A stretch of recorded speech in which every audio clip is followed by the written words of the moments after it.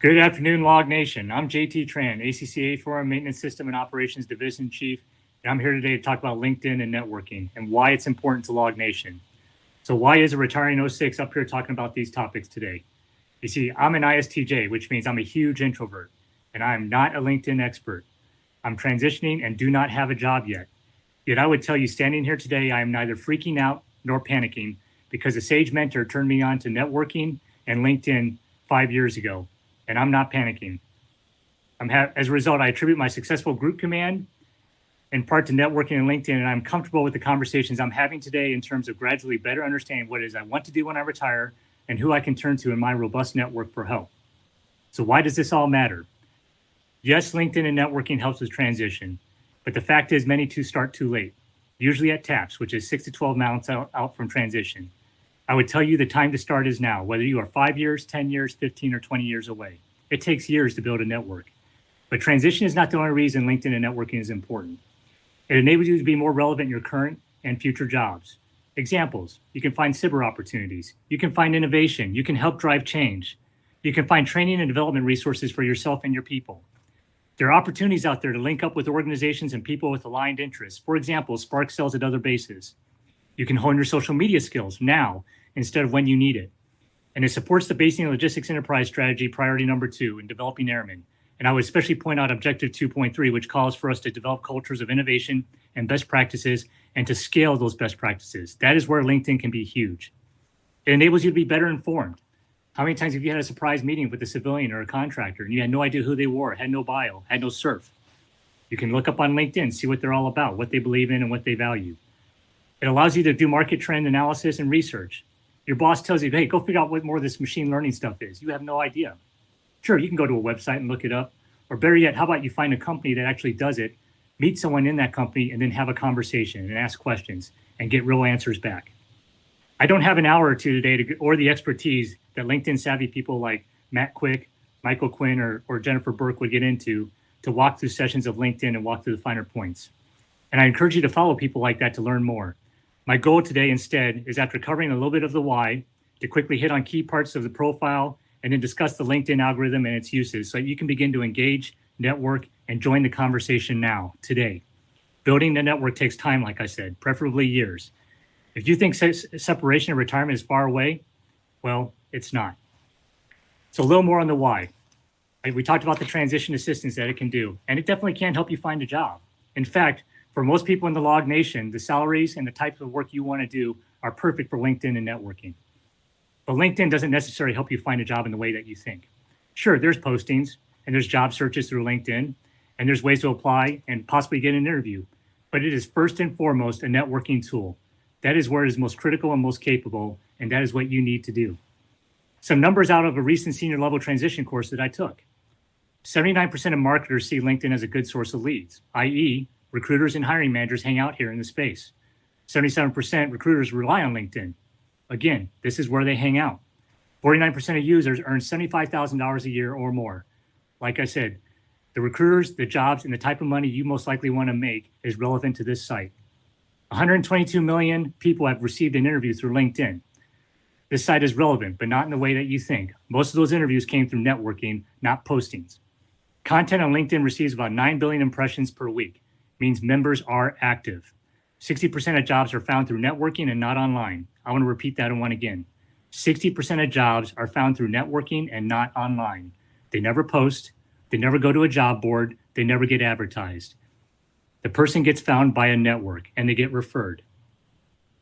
44% of veterans will leave their first job in the first year. This can be for several reasons, but I would offer up that a lot of those reasons means that the vet never found the right job for them, or they took the first offering without fully understanding the market or what their capabilities and abilities were. 75% of resumes are rejected before ever hitting the hiring manager. Using bots, filters, and other means, companies rejected 3/4 of resumes before they even made it to a first human being. 54% of hiring managers have rejected candidates for social media reasons. Some is probably for activity and inappropriateness, but it also tells me that the companies expect the people that they hire to be more savvy and better representatives of the company online. Only 2 to 3% of applicants who apply through traditional means ever get an interview. So think about that. 60% don't even get advertised. The 40 that do get advertised, only 2 to 3% of the people that apply ever get an interview. More than 70% of people employed are considering searching for a new job.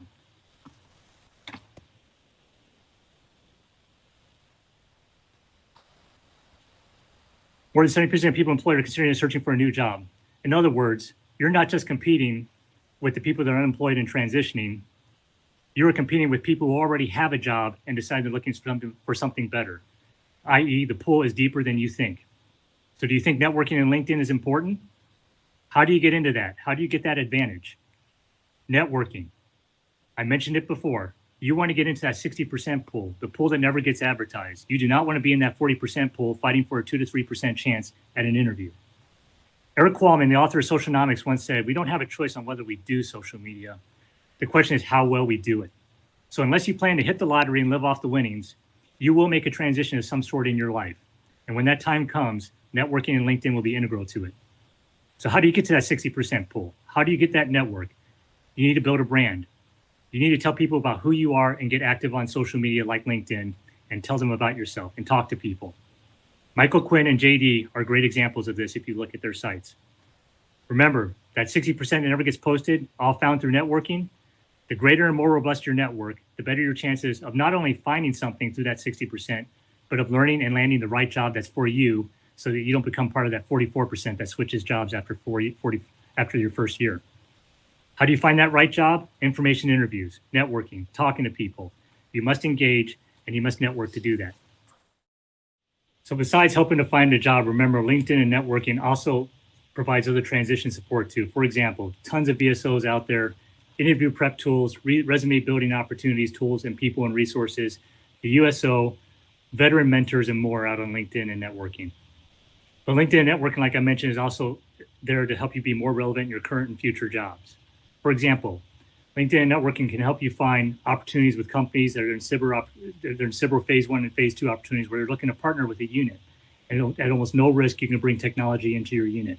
It can help you find other innovation opportunities and ultimately drive change. By engaging, you can learn of organizations like Tesseract, Kessel Run, and other innovative teams are out there trying to move the football forward and bring innovation to units. In my previous unit, we learned of the tow barless vehicles through LinkedIn.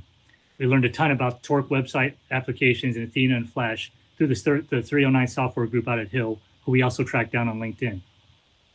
LinkedIn also brings tons of training and development resources to you and your people. If you connect with me and go into my thread, I mentioned about an organization called VTS.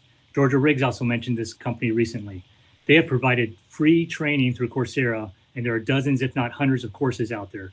Certifications, courses such as Yellow Belt Cert, Green Belt Cert, analytics certifications, safety credentials, OSHA, and more are all through Coursera, and it's all free to you and vets. Udemy and other sites provide Power BI training that can help you build your dashboard skills. LinkedIn itself provides skills and continuing credit certification through its training module, which you get if you get premium. Speaking of which, all veterans get LinkedIn Premium for a year for free. All you need to do is sign up. And most never learn about this again until TAP, which is often too late. You want to get into this premium feature and time it so that you can use it for your entire transition process rather than getting it towards the end where it's almost of little value.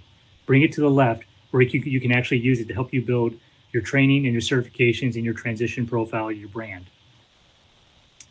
Opportunities with other organizations exist also through LinkedIn and networking, but most important of all, LinkedIn and networking allows you to hone your social media skills. Get out there and start small, folks. Start with a couple of likes, then a couple of responses, some comments, and then eventually try your own post. That is how you build your brand. That's how you practice coming out of your shell and build your ability to value and message so that you can be better at interviewing and networking as you approach transition. So now that I've covered some of the why of LinkedIn and networking, let's get into LinkedIn itself. I want to talk a little bit about the profile, but again, I'm just trying to get you to be good enough to where you can go out there and engage right now, and then we'll talk a little bit about LinkedIn and its algorithm. So on the profile, you can see mine here. The first obvious thing is the picture. You'll notice I'm not in uniform. As you approach transition, you want to be in the outfit that's relevant to the industry that you want to join. And so for most of us, that will be a business outfit. For some, it could be a first responder uniform or a medical uniform or a chef suit. As you approach transition, you want to figure out what that is and then be in that uniform. If you're not anywhere close to separated in transition, obviously the uniform is fine. but as you approach, you want to get into that outfit. And here's the other thing. Please get it professionally made. Now, don't do what I did and pay for it. Please look up an organization called Portraits for Patriots, where they'll provide you a professional level portrait for free. Under my picture, you'll see an open to box there.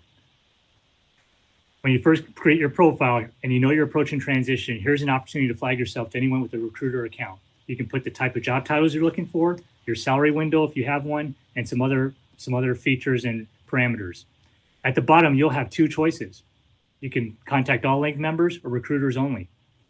The going thought right now is to only flag this to recruiters. One, that's really who you're interested in. If anyone has any ability to do any hiring for a company, they're going to have that type of account. By flagging yourself to everyone, you also put a flag under your picture on the posting. And the general consensus is it comes off as a little bit of desperation when you do that. So for mine, I left it at recruiters only. After the picture, under there, you'll notice my name and title. The name is pretty self-explanatory. You'll also notice if you have a quick descriptor, you want to put out your name, here will be a place to put it as well. PhD, doctor, MBA, PMP, etc. will be a good place for this. And then under that is the title. First and foremost is the job you're doing right now. So for me, it's a division head. Advice I was given very early on this is also to make the word veteran in there. Again, recruiters will be using screeners, scrubs, and bots to try and weed out profiles and find the ones they're looking for. Veteran helps you identify with anyone who's looking for a veteran's preference type job or someone with a veteran background. And then behind that are duty titles I'm looking for. And this is what's important. You need to have information interviews and talk and network to actually put titles that exist behind your name. I've seen folks put vice president or other type of C-suite type jobs on there. I've seen servant leader, and those type of titles just don't really exist out in the corporate world. So have those interviews, figure out what it is you really want to do or think you qualify for and would be good at, and get those duty titles out behind your name. Under the name and title is location. Now for mine, and for most people, it's going to be where you are right now. If you're worried about a recruiter highlighting you for a particular job, that's where the About section really gives you the opportunity to talk about your flexibility and the options you're looking for under moving. Some people will put the location they're trying to go to if they know where that is in their location instead of where they are right now. And that seems to work for them as well. And that's perfectly okay. Next to that or above it is the connections piece, right? You notice mine says 500 plus. You don't know if I have 1,000, 2,000, 10,000, or 20,000. All it says is 500 plus. So that's the goal you're shooting for. We all have to start from somewhere. You're all going to start with 20 or 50. But that is the point of networking and engaging and having conversations. You all have a network already. You have friends, coworkers, church friends, friends from previous assignments, neighbors, etc. You start with them. You connect with them. You know who they are. You know they're good people and you want to bring them in your network. And then start targeting those industries and jobs that you know you want to get after. Start having those conversations. Start using the search function that I'll get into in a second and start linking up with recruiters. But 500 plus is where you're trying to drive to. Why does that number matter? Why do people care? The consensus I've gotten talking to folks is it shows that you are an active member of not only LinkedIn, but whatever community it is you're trying to join. You're wanting to be a project manager. Well, project managers want to know that you actually get out there and you provide value and you talk to other project managers and you do lessons learned and you capture best practices. 500 plus just comes off as someone who's actively engaged in the community and believes in bringing value and sharing value and paying it forward. So get to that number by all means. Remember that this is not Facebook. Network with those in the industry and jobs like I mentioned. It's okay to let a stranger in if they do project management and that's what you're trying to do. It's okay to let a stranger in if they're coming out of the defense industry and that's where you're trying to go into. What you need to be careful with though is it's not a popularity contest. If you start getting random invites from foreign countries or from people way outside the industry that you're looking for, that's a judgment call. But remember, the more you allow outside your network that you're trying to control and develop, and especially if it starts to allow content that you don't like in, all I can say is beware. Connections will ultimately control your feed, and we'll get into that in the algorithm. Once we get done there, off to the right, you'll also see a piece about your profile and your URL. Again, this is about creating a brand for yourself and a message for yourself. And one other small way to do it is to create a custom URL or profile. So when you go into here, you'll see mine, you'll see mine had a custom one that was MBA PMP. Under that link, you can create whatever profile or URL you want. You want to make it, Johnny Hot Rod, MBA PMP, you can definitely do that. But remember, this is essentially your business card because that is what most folks use now. Business cards still get handed around every now and then, but for the most part, people usually say, hey, are you on LinkedIn? How do I find you? Make it something you can remember and you can give to people so they can quickly find you on LinkedIn and connect with you. Once you're done tweaking with your URL, you want to get into your about section. And the best way to put the about section, I kind of call this the CV letter, right? So this is where you want your hard-hitting summary of who you're about, what value you can bring to an organization, but more importantly, any personal circumstances you have as well that you want a recruiter or a headhunter to consider if they're looking. So on there, I've basically taken my resume and boiled it down to 3 overarching bullets and what I care about, and what's important to me, and why I think I can bring value to an organization, especially in terms of the program management or project management space. Once you develop that about section, you have a quick summary, and then again at the bottom, you can talk about any things that you wanted to talk about in terms of location, salary considerations, family considerations, etc., so they can be aware of that if they want to contact you. Remember, at the end of the day, the about section is where you really start to develop your branding, right? This is where you can synopsize what it is you're about and what it is that you want them to remember you for. Michael Quinn and JD are perfect at this, right? Everyone knows JD is important and valued for LOA Nation, LOA, KPMG, and transition assistance. Michael Quinn, same thing, higher military, transition assistance, HR, and also his time at Ernst & Young. These folks repeat their message over and over again, and so it comes through after a while. Below the about section then is your activity. Pay attention to this, because this is where people will come and actually try to figure out, does this person care? Are they active? Do they actually contribute to value in terms of whatever it is industry they're preaching about, right? If this person claims to be a CPI guru, and that they know everything there is to know about lean and talk, 6S, etc., do they talk about it? What forums do they get involved in, and where do they comment, and who do they talk to? They will go into your activity and actually see what you do. They're going to see how many people follow you to see if what you talk about is even valuable. So you want your activity to reflect that. Doing a bunch of likes and a bunch of forwardings and posts isn't good enough. You eventually need to connect and have conversations, and your activity will show that. Under the activity then is your experience. And if you're just creating a profile and you have not had to worry about a resume yet, here's a huge opportunity for you. I went and built a resume first and almost did it backwards of then trying to populate my LinkedIn profile. If you take the experience section seriously and correctly, you label your jobs and windows out, and you write bullets like you would for an OPR or EPR report, right? Action, impact, and result, and get it all in here, you have the basis for a resume, which LinkedIn will help you do later on when I get into that. And remember to think about bots as you do it. Keywords and phrases, program management, project management, risk management, stakeholder management, scope management, charters, etc. Get those key phrases in there, and LinkedIn will help you with that later on. But you want that in there so that those bots and the tools that the recruiters use will hit on your profile. When you're done populating your experience, you then get into education. Now, there are folks on the resume that will tell you to put the harder hitting stuff first. Put your MBA, your master's at the top, et cetera, et cetera. And those may not necessarily be chronological order, right? Maybe you got an MBA first and then you went and did something different and you came back to it.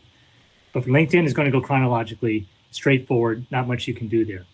The one piece of advice I did get though, was education is education. It can be 5 years old, 8 years old, or whatever. What is more important is your certifications. Are they relevant to the job you're looking for? And more importantly, are you keeping them current or are they recent? And so as you go through my certifications, you'll see where I have stuff that's recent in terms of what I'm trying to do with data analytics and process improvement. But I also keep my PMP current. I keep my TS current. My DAU stuff is current. They'll want to see if that's all there so it's less work for them to do if they bring you on board. Another thing that also gets overlooked besides education and certs is skills. You're allowed to put 50 skills in up here. Why not put them all? I haven't got quite there. I got 47. But it's just another way for you to differentiate yourself if you're trying to compete in the crowd, right? And you can put everything from the DoD stuff that you do right now to everything from Microsoft Excel. Here's the one cool thing with LinkedIn most folks don't know about. On certain skill sets, you can actually take a LinkedIn assessment to prove, no, I really know how to do that. So for Microsoft Excel, I'm just not blowing hot air. I went and took the skill assessment and I proved I know a little bit about Microsoft Excel. Now, there's not an aircraft maintenance officer test as you see right above it. But for some of the skill sets, do look out for a LinkedIn assessment that you can do to just better prove that you really have that skill assessment. This stuff is small and it might sound frivolous, but again, it's one more way for you to discriminate in terms of a recruiter or a hiring manager looking through your profile. Once you're done putting the skills in there, The last thing I'll really hit on here before we get into the LinkedIn usage and algorithm is recommendations. So this one takes a little work, and ideally you want to contact people that would be references for you anyway, right? And the cool thing with LinkedIn, you get to see what they write before you allow it to hit your profile. So if you contacted someone that you thought was going to write you a great recommendation or reference, and then you kind of read through it and you're like, it's not exactly what I had in mind, and you try and work it out and it doesn't work out, it never has to hit your profile. But more often than not, I'm assuming you're going to contact someone that you have a lot of trust and faith with, that you worked with closely, and they're going to give you a bang up job. But in here, one of the debates I had was whether to use supervisors or subordinates or something in between. And the general rule of thumb that I got back was contact subordinates and or team members. Supervisors are going to be contacted anyway. They're already going to be references on your resume, and people are already going to be talking to them in terms of a federal job especially. So instead, remember, I mentioned earlier that they're not just hiring you for skill sets, they're hiring you for who you are as a person to join the team. So this is their first opportunity to get some insight into who JT really is in terms of values and branding, right? What's your brand? And are you going to be good for our team? This is where a recommendation can start to give insight into that. And so I went across the board. I contacted one or two old bosses, but I did contact some folks that worked with me or within my organization to talk about me. And this was one more way for folks getting some insight into my brand and what I believe in. Once you're kind of done building there, you have the basis for a profile, and you have the ability to go out there and engage on LinkedIn and have some bullets on your profile where people can look and know a little bit about who you are. And again, just get this good enough, folks, because as you start to have interviews and you talk to people and you start to learn about what certain jobs really are, you might change your mind. You might go, man, this project management stuff isn't for me. I want to do HR instead. Now you're going to have to tweak all that anyway. So get it good enough, start to have the interviews, start to really understand more about who you are, what it is you want to do, and then you adjust your profile based on that. So LinkedIn and the actual algorithm itself. We talked a little bit earlier about connections. And so real quick, let's just say I came across an Amazon recruiter on a posting one day, and I want to add her to my network. So I would go and connect, right? You want to do this on a laptop, especially if you're trying to contact someone who you have no relationship at all or know very little about, and they know very little about you. If it's someone you know already, or they're a connection to a friend, and the friend's already put a good word in for you, you're more than welcome to use your phone and hit connect, because when you use your phone and you hit connect, it automatically sends the invite. But on laptop, you have the opportunity to add a note. And by all means, please add that note. Hey, Catherine, saw your posting, loved it. I relate to that. Oh, by the way, I see we're both Air Force Academy grads, because I think that's what her profile said. Would love to talk about your time at the Academy as well. Would love to join your network. And you want to ask to join their network, right? That's the protocol, because you're sending the invite. I kind of get turned off a little bit when I get an invite and someone's asking me to join their network, but they're the ones that's dropping a note into my inbox. So just a small innuendo, but one that can make a big difference. As you make those connections, again, beware and or think through ones like sales pitches. If it's relevant to what you're trying to do or your current job, then yeah, let that salesperson in. But for the most part, I'm usually not interested in that, and so I turn those away. Once you start to build those connections up, let's talk about your feed. If you go to my home, your first level connections drive your feed. So I have 1,400 or so in my network, and everything in my feed is from one of my first level connections. JD's in there. Lori is a first level connection. Ton or T is a first level connection. Paul's first level connection. Your first level connections is what drives your feed. And that's the connection with the network, folks. The more professional and the more tuned your network is, if you've stuck to what you were targeting in terms of industry, duties and jobs and stuff that you're interested in, that's what's going to fill your feed. This is not like Facebook where some bot is just populating spam into your stuff. You control your feed by your connections and your network. You see something in your feed you don't like, so when someone in your network is driving that in there, and you should be able to figure that out and either have a conversation with that person, or if you have to, remove them from your network so you can keep your feed clean. Remember that your activity is like a tracer as well. And so to better explain that, I wanted to show you about the power of the networks and commenting or posting, right? So when you comment on a post, you're bringing your network of, again, mine's 1,400. I'm bringing 1,400 people from my network into a post and saying, hey, I read this and I like it, and here's my opinion about it. And my 1,400 people are now immediately connected to whoever else has commented on that post, as well as the person who posted that thing. And then as more people comment into that post, all those networks are now connected. And as the dialogue continues, you can see the exponential factor, because now those people's networks are being brought in, and you are exponentially increasing the audience of a simple post. And that works great when the message is great, right? Let me get to my profile and show you an example of what happens when that algorithm gets broken. So when someone reshares a post, they are breaking that chain. And so I don't know why LinkedIn encourages people to repost something or share something, because in my mind, that's breaking up the algorithm. In my mind, LinkedIn should encourage you to make a comment in the post so you keep those networks to go together. And I have a great example of where this happened a few months ago. And hopefully I don't lose internet or slow down.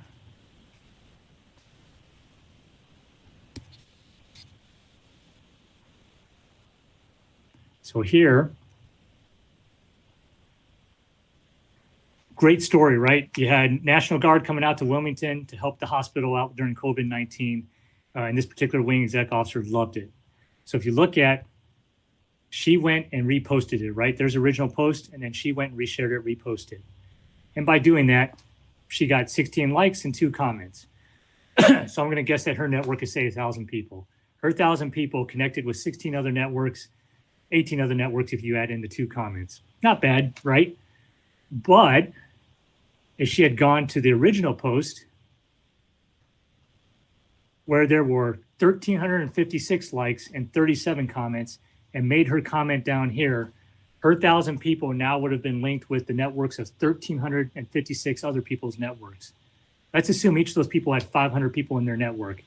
You all can quickly do the math and see the power of the exponential power of the networks, and why simple activity, communication, and comments can really start to build your brand and build your brand and who you are and what you believe in. So there's a great example of why reposting is not a great idea, but instead making a comment. So now I'll circle back to my comment about saws and tracers, right? You see a post that you don't like, and you just got to say something. You're upset, and you vent for 30 seconds into a comment on someone else's post. Remember, I've got that network of 1,400 people who now just saw me lose my professionalism and vent on something. Now, just like I showed you on there, the other networks go into that and they pile on. So every time someone now goes into my comment and comments on that, it is now being repushed to their threads and their feeds and their networks. And a simple off-color comment by me now gets spread across thousands of people. Even if I go and delete that, it will take time for that ripple to finally play out in the water, right? If I don't delete it, that will go on for months. 6 months later, someone could come along that post and go, I don't agree with this. And they'll make another comment. And the thing that I thought died is now active again and being repushed through everyone's feeds. The power of LinkedIn can go both ways. When the message is positive or professional and it's work related and related to an activity or an industry, it's great. When you lose professionalism, you go off color, LinkedIn will damage you very quickly. So please bear that in mind and understand that with the algorithm. Other cool feature of LinkedIn. So I talked about the experience thing. If you build it correctly the right way, how LinkedIn can help you later on, right? So you just put a ton of effort into your experience. You got all your jobs laid out. You've got the hard-hitting bullets in there. And you're like, man, now I got to write a resume. Well, hang on. You go into Resume Builder. I just created this cool profile. I wanted to make a resume for me. Create from profile. And say I'm going to go for a sales manager job, right? Your sales manager. You have to pick a title that's within LinkedIn, because what it's going to do next. So there's my baseline resume. LinkedIn just saved me 2 hours of work. There's my Word document, my experience, and now I can play with it, right? I can change the format, or I can start adjusting it to the actual posting that I saw that I liked. But off on the right, insights. So I said I want to be a sales manager. LinkedIn said, great. These are common phrases and you have it in your resume. Then look, other people that applied for that job, they usually had terms like customer satisfaction, product development, forecasting, sales operations, customer relationship management, sales management. You might want to get those into your resume, especially if a headhunter or recruiter is doing a bot or a search and they're looking for those terms. You increase your chances now of that resume being more relevant, right? The other cool thing with the resume search, once you're done tweaking it and building it, you can save it right back to the site. And so you'll see I have federal resumes on here and regular resumes on here. If you save it to your LinkedIn profile, and this is more of a tactic, now when I'm out on a trip and I only have my work computer on me, and I run into some managers or senior managers and like, hey, JT, let's go out to dinner. Let's talk more about your future. And we got this cool acquisition program manager job we want to talk to you about. Well, crap, I don't have a resume on acquisition program manager. I can run back and go, oh shoot, it's on my personal computer. Now I got to call my wife in a panicked huffle and go, hey, can you go on the laptop, find this resume for me and email it to me so I can tweak it? Or I can log into LinkedIn, pull up my closest resume that might match that, begin to tweak it for acquisition program manager, and I'm not stressing. By keeping it all on LinkedIn, no matter where you are, no matter what you're doing, you can probably get to LinkedIn and get your stuff saved. Once you get to, besides saving your resumes on there, the other cool thing with the job feature is the interview process, right? We're all going to have to go through interviews. Now, the one thing I've seen over and over again in talking to folks about the interview process, it's rarely just about the job. They're going to have your resume. They're already going to call it around about you and talk to your bosses and your former coworkers. They already know JT knows about project management. They already know JT knows about running an organization. But does JT fit into our organization or our culture? We know a little bit about his branding. We've seen his activity. But what's his personality like? And so you're going to get questions that you just can't even think of right now. Well, off on the left are some common questions, just generic, right? And then I can go into categories and I can say, hey, they're talking to me about a program manager job. What kind of questions could I expect for that? So LinkedIn has a whole bank of questions that you can start to practice with. The other cool thing with LinkedIn is you can now take those questions, type out a proposed response, and use peer groups to go through and go, hey, yep, your answer looked pretty good, or hey, think about this. It's peer groups. Take the opinions. Some you might like, some you might not. But it's an opportunity to have other folks in the same space, in the same industry, critique your response, and just give you alternate perspectives so you can adjust your responses to possible interview questions that LinkedIn has proposed to you. To me, this is a huge, another opportunity for you to prepare for an interview before going in, even if it's just a dinner. The couple last things to show you on LinkedIn, the search one, and I think this one's kind of cool. So say I just got in, I've only got 50 connections, and I want to find some Air Force vets that work at Amazon, right? So I'll say Amazon recruiter, like I did earlier. And of course, there's a bunch of people. Now you've got all these filters here. I'll take any level of connection. I want someone in DC, right? There it was. Where'd it go?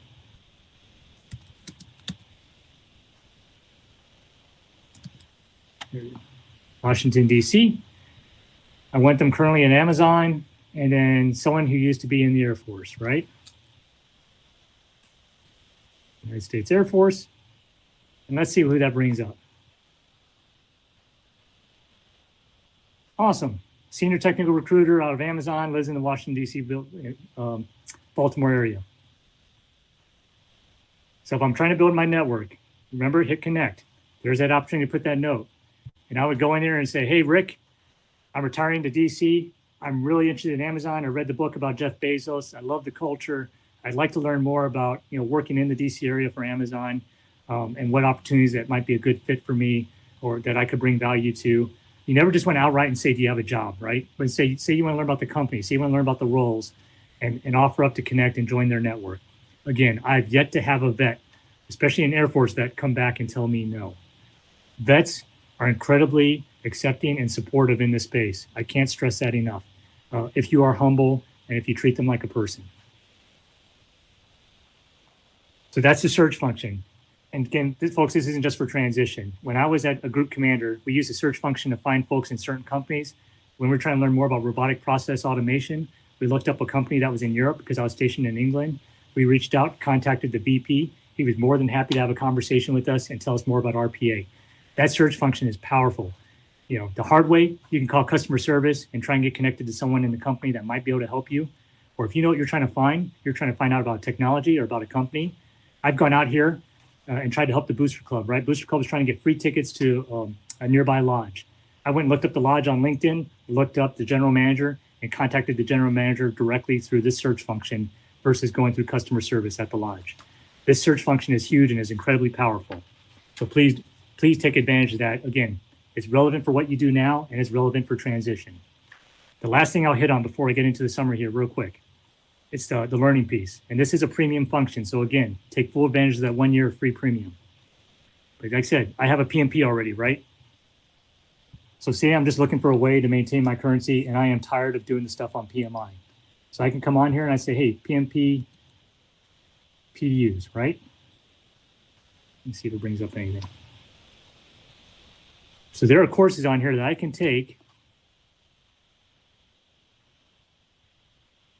and it will actually give me PMI professional development units, i.e. continuing credits, so I can maintain. Stop, lady. If you go down all the way here, you'll see that it actually gives you, so there's the PIN block it talks about, certifications. Gives you PMI certification credit, i.e. 2 hours of PDUs. So right there, you know it's relevant and credit and give you actual PDUs that you can load into your PMI cert on their website. There's stuff on here for analytics. There's stuff on here for PMP. There's stuff on here for agility. So the learning module is a huge opportunity for you to increase your skill sets if you're trying to do some type of certification, but it's also an opportunity for you to maintain what you have already. Again, this was wave top level. There is tons more within LinkedIn, tons more to learn about networking. I was really limited in time today and basically went and hit the high points so you all can get out there and get active now. And the best way you can do that, please, I encourage you all to contact me. Let's have a conversation. So in summary, I talked about LinkedIn, the why, tied it to our bless. Talked a little bit about the profile and setting up on LinkedIn and then getting active and utilizing the algorithm to make yourselves more relevant as leaders, to make yourself more credible as you enter the transition space, and to just help you out as a person. And with that, I will sign out from here and look forward to connecting.